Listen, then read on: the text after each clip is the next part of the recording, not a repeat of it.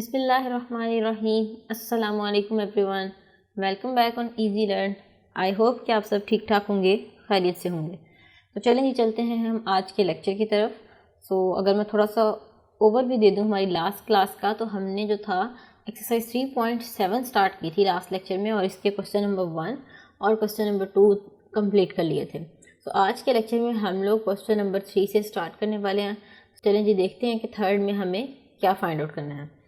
In Hooke's law, the force F applied to stretch a spring varies directly as the amount of elongation S। क्या पता चल रहा है हमें कि ये सारी स्टेटमेंट में से आपने क्या करना है कि यहाँ से अपना मेन वेरिएशन या जो रिलेशन गिवन है वो आपने यहाँ से डिराइव करना है। जैसे कि आप देख सकते हैं कि यहाँ पे आपको बताया गया है कि इन Hooke's law the force F, इसका मतलब क्या चीज़ वेरी कर रही है, force F applied to stretch a spring varies directly. So F varies directly किसके साथ, amount of elongation S, यानी कि F is directly proportional to S। Again बताती हूँ, in Hooke's law the force F, इसका मतलब किसकी बात हो रही है, फोर्स की बात हो रही है कि जब एक स्प्रिंग पर फोर्स लगाई जाती है तो उसमें जो इलोंगेशन आती है उसके डायरेक्टली प्रोपोर्शनल होती है फोर्स, यानी कि F is directly proportional to amount of elongation. जितनी आप फोर्स प्रोवाइड करेंगे स्प्रिंग को, उतनी ही ज़्यादा उसमें इलोंगेशन आएगी। अगर आप कम फोर्स अप्लाई कर रहे हैं तो वो कम लंबा होगा, अगर आप ज़्यादा फोर्स अप्लाई कर रहे हैं तो उसमें ज़्यादा इलोंगेशन आएगी। तो यहाँ से हमारे पास एक रिलेशन आ गया that F is directly proportional to elongation, यानी कि F varies directly as S। So this is our main relation. और इसके अलावा देख लेते हैं हमें क्या क्या चीज़ें गिवन है। इसके अलावा हमें फोर्स गिवन है और S गिवन है। अभी तक जो है हम यहाँ तक फाइंड करेंगे, ठीक है। उसके बाद नेक्स्ट मूव करेंगे। जब फोर्स भी गिवन है, S भी गिवन है, तो यहाँ से जो है हम क्या कर लेंगे, K की वैल्यू को फाइंड आउट कर लेंगे। इस डाटा के अकॉर्डिंग जो है हम सॉल्व करना स्टार्ट करेंगे। चलें जी, नोटबुक की तरफ चलते हैं और इस क्वेश्चन को सॉल्व करना स्टार्ट करते हैं। Alright, so this is the given data of question number 3। यहाँ पर हमें फोर्स की वैल्यू भी गिवन है, S की वैल्यू भी गिवन है, और जो मेन रिलेशन था हमारा उसमें क्या कहा गया था कि force is directly proportional to elongation. तो जब फोर्स की वैल्यू भी गिवन है, एलोंगेशन की वैल्यू भी गिवन है, तो हम क्या करेंगे, इन दोनों वैल्यूज़ को यूज़ करते हुए अपने प्रोपोर्शनैलिटी कांस्टेंट यानी कि K की वैल्यू को यहाँ से फाइंड आउट कर लेंगे, ठीक है। कैसे होगा वो, F इज़ इक्वल्स टू के एस। तो यहाँ पर जो है हमने इसे नेम दे दिया इक्वेशन नंबर 1 का। हमें के की वैल्यू फाइंड आउट करनी है। के को हम यहाँ से सेपरेट कर लेंगे। एफ डिवाइडेड बाय क्या आ जाएगा, एस इज इक्वल्स टू के, क्योंकि एस यहाँ पर मल्टीप्लाई हो रहा था, जब इक्वल की दूसरी साइड पे से हमने शिफ्ट किया तो यहाँ करीब क्या हो जाएगा, डिवाइड हो जाएगा, ठीक है। अब हम क्या करेंगे कि यहाँ पर एफ और एस की वैल्यूज रिप्लेस कर देते हैं। F is equals to 32 divided by S is 1.6 is equals to किसके है, K के। अब हमने क्या करना है कि जस्ट सिंप्लीफाई करना है for the value of K। This will be K is equals to 32 divided by 16 multiply by 10 क्यों हुआ, क्योंकि मैंने ये पॉइंट को रिमूव किया है। यहाँ पर इसका पॉइंट रिमूव किया तो ऊपर क्या आ गया, मल्टीप्लाई बाय 10 आ गया, ठीक है। 16 1s are 16, 16 2s are 32। The value of K is 2 10s are 20। ये हमारे पास निकल आई K की वैल्यू। तो जब हमारे पास K की वैल्यू निकल आती है तो हम क्या करते हैं, इसे रिप्लेस कर देते हैं इन इक्वेशन नंबर 1। हमारी इक्वेशन नंबर 1 क्या थी, F इज इक्वल्स टू के एस। तो यहाँ पर है K की वैल्यू पुट कर देते हैं, तो ये हमारे पास आ जाएगा F is equals to 20S। इसे हमने नेम दे दिया इक्वेशन नंबर 2 का। ये हमारा क्वेश्चन का भी मेन पार्ट कंप्लीट हुआ है। इसके आगे अगर मैं आपको बुक की तरफ लेके चलूँ तो ये देखिए, आगे हमारे पास 2 पार्ट्स हैं जो हमें फाइंड आउट करने हैं। This is the first part and this is the second part. तो अभी तक हमारा जो क्वेश्चन है वो यहाँ तक कंप्लीट हो गया है। अब आगे देखते हैं कि हमें नेक्स्ट क्या फाइंड आउट करना है। इन द फर्स्ट पार्ट हमें S की वैल्यू फाइंड करनी है, जबकि फोर्स की वैल्यू हमें गिवन है। तो चलें जी, चलते हैं, S की वैल्यू को हमें फाइंड आउट करेंगे, ठीक है। और अब जो भी करना है, हमने इक्वेशन 2 जो हमारी आई थी इसी को ही हम आगे लेकर चलेंगे। यहाँ से क्या है कि हमारा फर्स्ट पार्ट स्टार्ट हो रहा है। फर्स्ट पार्ट में क्या था कि हमें जो है s की वैल्यू को फाइंड आउट करना है और हमें क्या गिवन है, फोर्स की वैल्यू गिवन थी, दैट वाज 50। सो अब इक्वेशन 2 को मैंने आपको पहले भी बताया बार बार कि जब भी आपने कोई वैल्यू फाइंड आउट करनी है, क्वेश्चन के जो भी पार्ट्स हैं आपको फाइंड आउट करने को कहा गया है, वो हमेशा k की वैल्यू पुट करने के बाद जो हमारे पास फाइनल इक्वेशन बनती है उसी को ही आप लेकर चलेंगे। सो इन दिस केस हमारी सेकेंड इक्वेशन क्या है, f is equals to 20s। तो हम क्या करेंगे, सेकेंड इक्वेशन लेंगे, f is equals to 20s। ठीक है, ये मैं सेकेंड इक्वेशन ले रही हूँ यहाँ पे। सो अब मुझे इसमें से जो है s की वैल्यू को फाइंड आउट करना है और फोर्स की वैल्यू गिवन है, सो वैल्यूज रिप्लेस कर देते हैं। f is equals to 50 is equals to 20s। So s को सेपरेट कर लेंगे यहाँ से, सो ये आ जाएगा 50 divided by 20 is equals to s। So क्या होगा यहाँ पर कि ये इनकी कटिंग हो जाएगी और इसके बाद जो है हम इसे मज़ीद सिंप्लीफाई करेंगे और अपने आंसर को जो है वो पॉइंट्स की फॉर्म में निकाल लेंगे। सो हमारा आंसर आ जाएगा पॉइंट्स की फॉर्म में 2.5।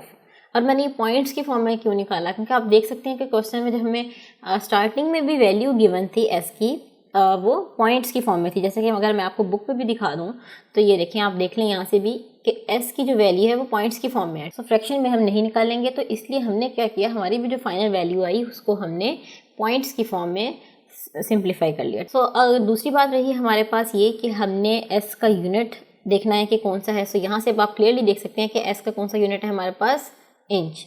तो हमारा जो फाइनल आंसर आया है s का, उसके साथ भी हम यूनिट मेंशन कर देंगे, that is inch. So this is the first part. और अब हम देखते हैं अपने सेकंड पार्ट को। तो सेकंड पार्ट में अगर आप देखें तो आपको क्या फाइंड आउट करना है, f को फाइंड आउट करना है। When the value of s is this, फिर आप क्या करेंगे कि जो मेन इक्वेशन है, जैसे कि मैं आपको बार बार बताती हूँ, उसी को ही आपने जो है वो आगे लेकर चलना है। सो नोटबुक की तरफ चलते हैं और अपने सेकंड पार्ट को भी देख लेते हैं। और इसमें जो हमारा गिवन डाटा था that was s is equals to 0.8 inch और हमें क्या फाइंड आउट करना था, f की वैल्यू को। सो हम जो है अपनी यहाँ पर अपनी मेन इक्वेशन लिखेंगे, सेकंड इक्वेशन क्या थी, f is equals to 20s। Again यहाँ पर मैं लिख रही हूँ अपनी second equation, that is f is equals to 20s। So यहाँ पर जो हमारे पास s की न्यू वैल्यू आई है ये 0.8, इसे हम इस इक्वेशन में रिप्लेस करेंगे। तो स्टार्ट करते हैं। सो ये आ जाएगा 20 मल्टीप्लाई बाय क्या है, 0.8। तो आप बेशक इसे डायरेक्टली मल्टीप्लाई कर दें या बेशक आप पहले इस पॉइंट को रिमूव कर दें और डिवाइडेड बाय हमारे पास क्या आ जाएगा, 10। ठीक है, सो ये 0 और ये 0 आपस में कट हो जाएंगे। सो 8 2 क्या आ जाएगा हमारे पास, 16। तो आई होप कि आपको इस चीज़ का पता हो कि अगर मैं ऊपर कोई पॉइंट वाली वैल्यू है इसका मैं पॉइंट रिमूव करती हूँ तो वह डिवाइडेड बाय 10 हो जाएगा। और अगर कोई अमाउंट डिवीजन में आ रही है और वो पॉइंट्स की फॉर्म में, और अगर मैं उसका पॉइंट ख़त्म करती हूँ तो वो जो पावर होगी वो मल्टीप्लाई बाय होगी। ठीक है, सो यहाँ पर 0.8 मल्टीप्लाई हो रहा था, सो इसका पॉइंट मैंने रिमूव किया तो मेरे पास डिवाइडेड बाय क्या आ गया, 10। सो इसको सॉल्व करने के बाद हमारे पास f की वैल्यू क्या आ गई, यहाँ से आप क्लियरली देख सकते हैं 16। लेकिन ये फाइनल आंसर नहीं है, हमें जो है फाइनल आंसर के साथ अपना यूनिट भी लगाना है। ठीक है, सो हम चेक कर लेते हैं कि f का यूनिट क्या है। आप क्लियरली देख सकते हैं कि यहाँ से f का यूनिट क्लियर है और इसके अलावा यहाँ पर भी जो वैल्यू दी गई यहाँ पर भी यूनिट सेम है। तो हम क्या करेंगे, ये जो हमारा फाइनल यूनिट है इसे फाइनल आंसर के साथ रिप्लेस कर देंगे। So f is equals to this. अब हमारा जो है ये आंसर कंप्लीट होता है और हमारे दोनों पार्ट्स इसी के ख़त्म हो गए। तो ये था जी हमारा क्वेश्चन नंबर 3। अब हम मूव करते हैं अपने नेक्स्ट क्वेश्चन की तरफ, that is question number 4। So the intensity I of light from a given source varies inversely. अब आप देखें क्या चीज़ वेरीज कर रही है, the intensity I of a light, इसका मतलब जो चीज़ वेरी करने वाली है दैट इज I। तो हमने इसे सेपरेटली मेंशन कर दिया। वेरीज इनवर्सली, क्या पता चल रहा है यहाँ से कि इनवर्स वेरिएशन।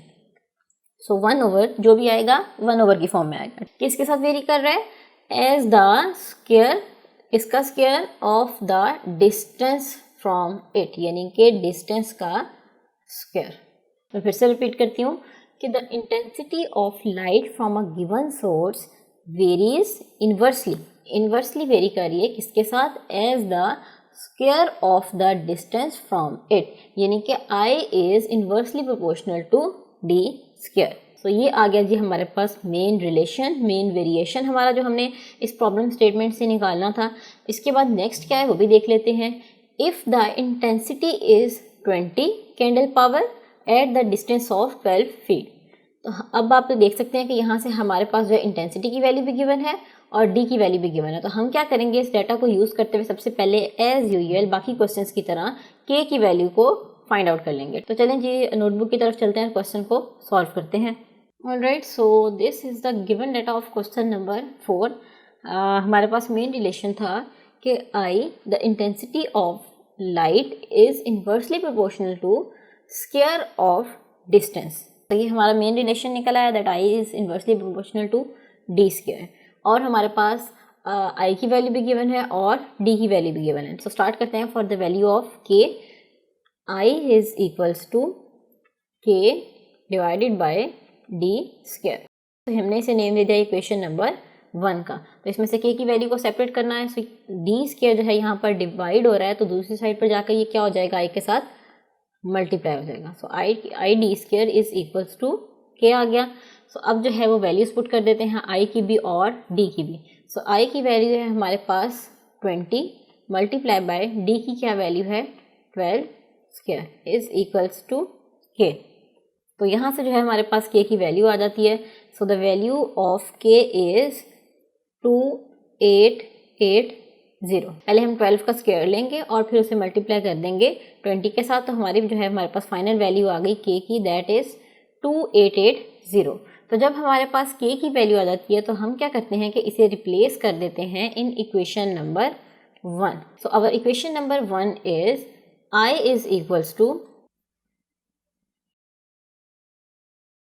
सो ये आ जाएगा के ओवर डी स्क्वायर। सो यहाँ पर के की जगह पर हम पुट कर देते हैं इसकी वैल्यू। सो ये हो जाएगा 2880 डिवाइडेड बाय डी स्क्वायर। तो ये हमारा क्वेश्चन का मेन पार्ट कंप्लीट हो रहा है। सो अब हम नेक्स्ट देखते हैं कि हमें क्या फाइंड आउट करना है। अभी तक जो है हमने यहाँ तक इस क्वेश्चन को कंप्लीट कर लिया है। सो अब नेक्स्ट क्या करना है हमें कि फाइंड द इंटेंसिटी। क्या फाइंड करना है, आई की वैल्यू यानी कि इंटेंसिटी की वैल्यू को हमें जो है वो फाइंड आउट करना है at a point of this. Feet से आप अंदाज़ा लगा सकते हैं कि ये क्या है हमारे पास डिस्टेंस। एक न्यू डिस्टेंस गिवन है और उसने कहा है कि इस न्यू डिस्टेंस के अगेंस्ट जो है आप आई की वैल्यू यानी इंटेंसिटी की वैल्यू को फाइंड आउट करें। तो जो मेन हमारी इक्वेशन नंबर 2 आई है, हम इसी इक्वेशन को आगे लेकर चलेंगे और जो हमारा नया डाटा आया है हम वो यहाँ पर मेंशन कर देते हैं। हमने आई की वैल्यू को जो है वो फाइंड आउट करना है, ठीक है। और हमारे पास new value of D is available, that is 8 feet. तो स्टार्ट करते हैं। ये आ जाएगा I is equals to 2880 divided by, अब देखिए अब यहाँ पर डी स्क्वायर है तो यहाँ पर क्या आ जाएगा 8 का स्क्वायर। तो अब हम जो है इसे सिंप्लीफाई कर लेंगे ताकि हम अपनी आई की वैल्यू निकाल सकें। तो जब हमने सिंप्लीफाई किया तो हमारे पास फाइनल वैल्यू आ गई आई इज़ इक्वल्स टू 45। सो ये हमारा भी आंसर नहीं है।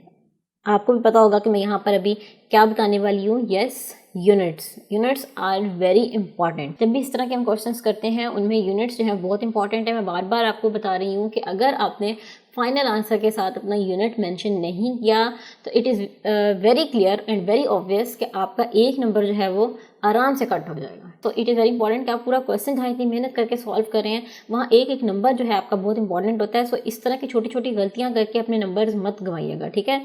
सो हम जो है यहाँ से आई का यूनिट देख लेते हैं कि आई का हमारे पास क्या यूनिट था। ये देखिए आप ये देख सकते हैं यहाँ पे हमारे पास कैंडल पावर है आई का यूनिट यानी कि CP से हम लिख सकते हैं। तो जो हमारा फाइनल आंसर आया है आई का उसके साथ भी हम यूनिट मेंशन कर देते हैं कैंडल पावर यानी कि CP। और ये आ गई जी हमारे पास आई की फाइनल वैल्यू। ये था जी हमारा क्वेश्चन नंबर 4 भी यहाँ तक कंप्लीट हुआ।